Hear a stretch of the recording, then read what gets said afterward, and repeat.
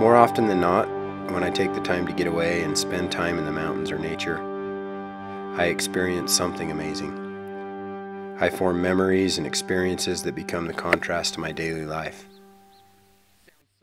These experiences reinvigorate my soul. They reset my mental and physical state. The time spent on the hunt makes me appreciate life more, appreciate meaningful relationships more. I evaluate my life. I identify areas where I can be a better husband, a better father, a better son, a better employee. I look forward to the physical challenges that come with each hunt. Some hunts involve heavy packs, sweaty backs, and countless miles on foot. Others may require extreme patience as I attempt to find and harvest a specific animal. In actuality, most hunts are a combination of physical and mental growth. Each hunt is different.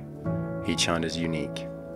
Just as each hunt is unique, so too are the experiences and memories created, the relationships formed and strengthened with friends and family.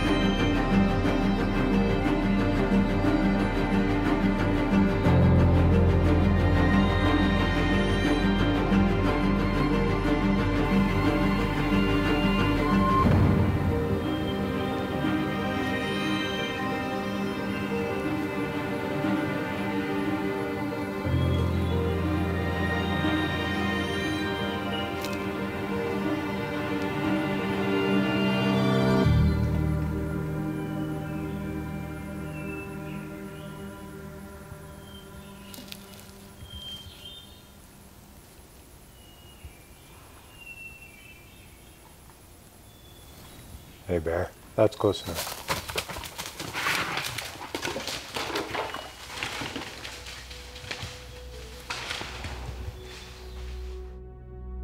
In all, I spent nearly 100 total hours sitting on the bait, and although it was situated in a beautiful setting, sitting in any given location for that amount of time can become a big mental grind. In these situations, your senses become hyper alert as you listen for any sounds that might indicate a bear is approaching. Squirrels and chipmunks sounding an alarm, a distant branch popping, changes in the wind. All these things were constantly working on my mind in a way that reminded me to stay alert and ready. The squirrels, chipmunks, flies, mosquitoes, large ants, spiders, and caterpillars provided entertainment as well as distraction and agitation. I hoped and expected to see lots of bears. I also hoped to get up close and personal on the ground with my bow as my main means of self-defense. Both of these expectations were fulfilled as we saw more than 20 bears on the bait.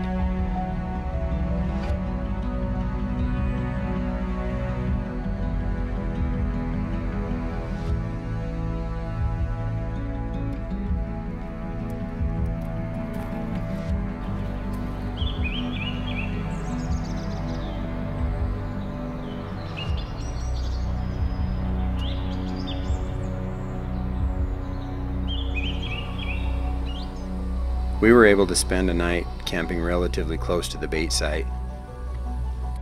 We talked about the countless number of stars in the sky. We reflected on God's infinite and unfathomable creations. We enjoyed some great camp food, and the kids laughed and giggled until late into the night.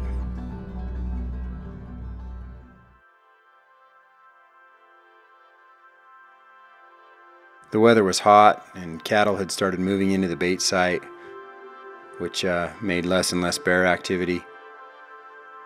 With one day left in the hunt, the pressure was definitely on.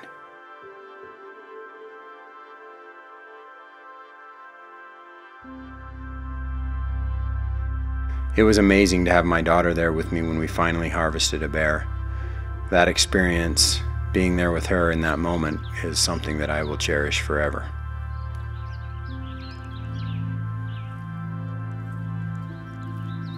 We took our positions in the ground blind, and within a few minutes we had a bear approach the bait. We watched this bear for several minutes, trying to judge its size and gender. And after just a few short minutes, we actually had another bear approach the bait, and we were able to observe these two interact for several minutes.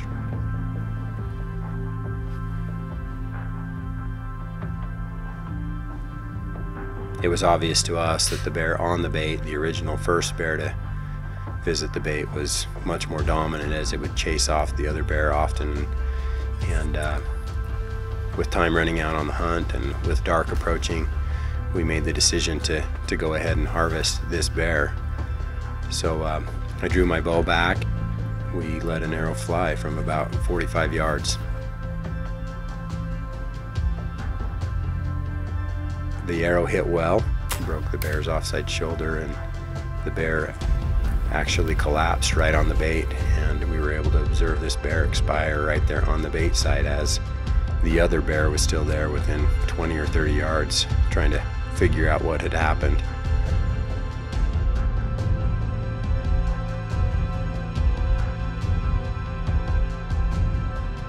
I learned again that the harvesting of an animal is just a small component of any hunt.